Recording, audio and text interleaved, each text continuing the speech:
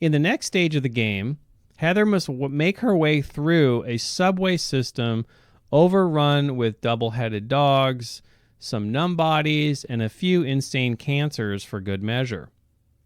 I feel like this level especially helps to ramp up the fear, because being far underground and all alone in a place like this most certainly brings an unconscious feeling of death and demise. Heather must continue through many more dark corridors, sewers, and underground structures before seeing the light of day again. The underground levels in this part of the game make it difficult for the player to discern the normal world from the other world, on top of the rest of the horrors that she must contend with. As Heather traverses the expansive tunnels and sewers in this area, she must heed the warnings of those which have come before in order to prevent being killed by the monster lurking in the putrid water. It seems as if these underground levels are indeed still part of the normal world.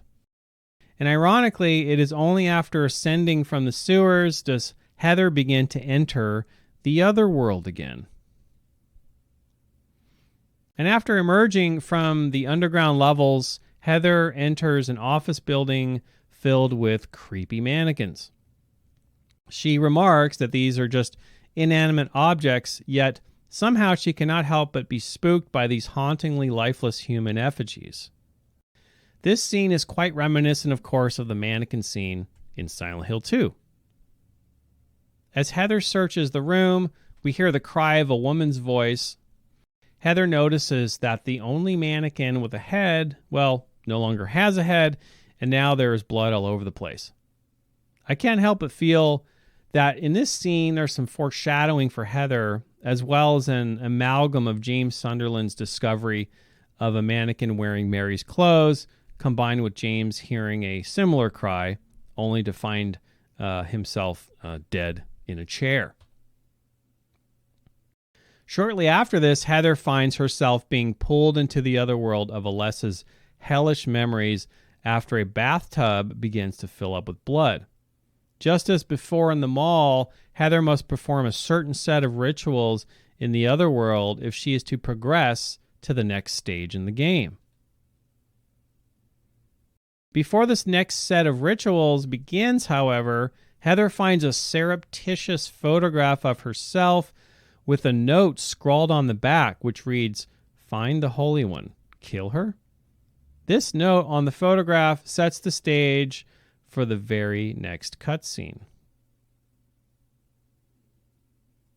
Heather enters the next room and meets Vincent Smith for the first time. Vincent runs the day-to-day operations and finances of the Order.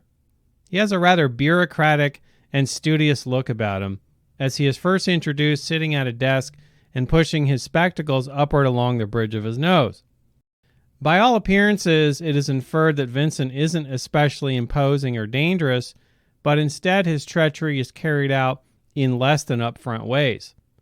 To me, Vincent comes off as a Weasley lawyer when he tells Heather, "I am on your side."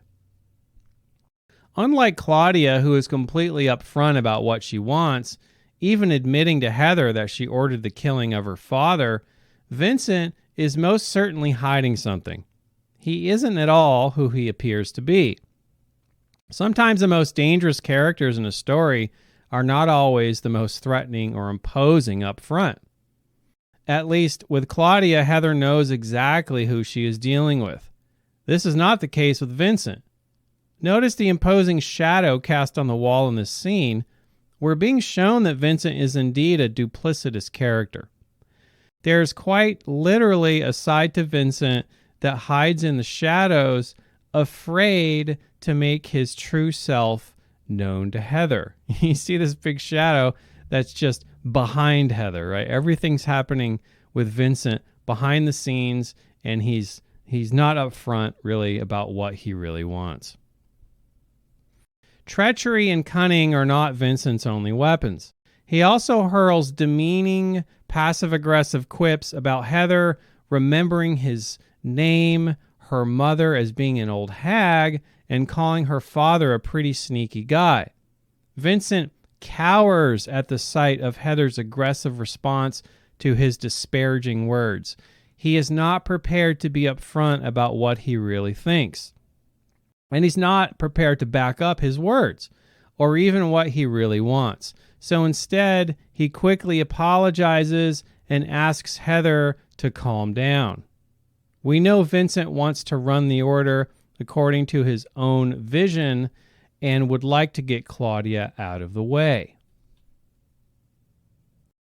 After her encounter with Vincent, Heather comes across this gatekeeping monster known as the Glutton. This glutton monster is located on the first floor of the Hilltop Center office building, and Heather must find a way to get past it. In order to do this, Heather must perform 3 very specific acts of ritual magic, as she collects 3 different parts from a fairy tale book, clearing the path blocked by the monster. The first part is already in the fairy tale book that Heather finds on the floor in front of the monster. What Heather must do and the order it must be done in is very important on several levels. The pattern in which these steps are performed are quite similar to the enkouklios paideia, which is an ancient Greek form of inquiry known in modern times as the trivium.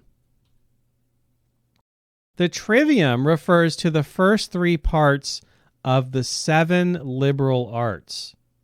The liberal arts have historically been the basis for the absolutely highest level of education since the beginning of Western civilization.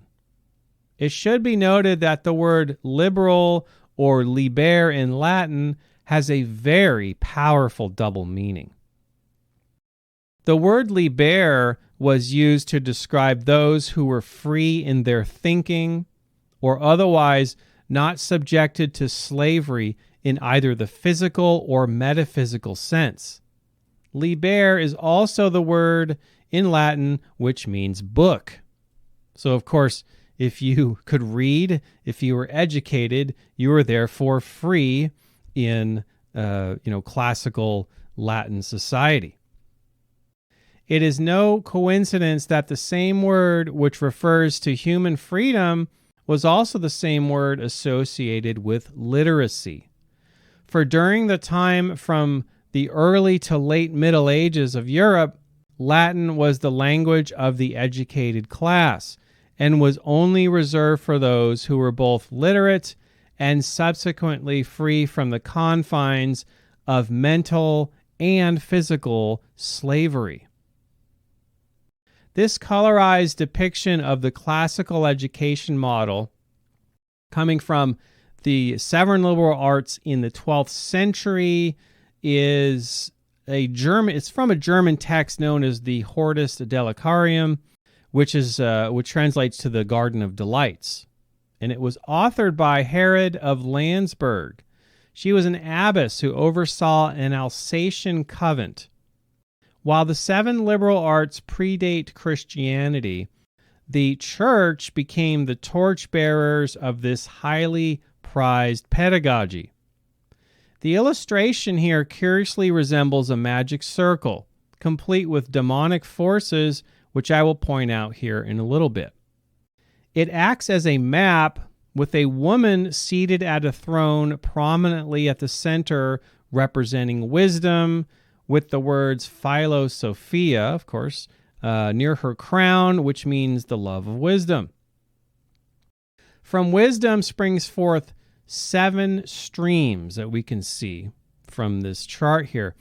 1 for each of the 7 liberal arts taught by Socrates and Plato, which are depicted just below the Queen Mother of philosophy.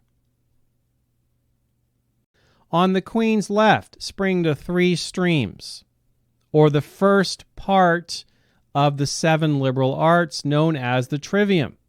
The trivium refers to 3 roads converging. Curiously, as it were, as if this were an alchemical symbol, the trivium is correctly placed to the Queen's left because this discipline operates in the invisible domain of the metaphysical and the masculine, as it were. This doesn't mean it's for men only. Don't get that confused. The four streams to the right of the queen are the quadrivium, which, as you may have guessed, means four roads converging.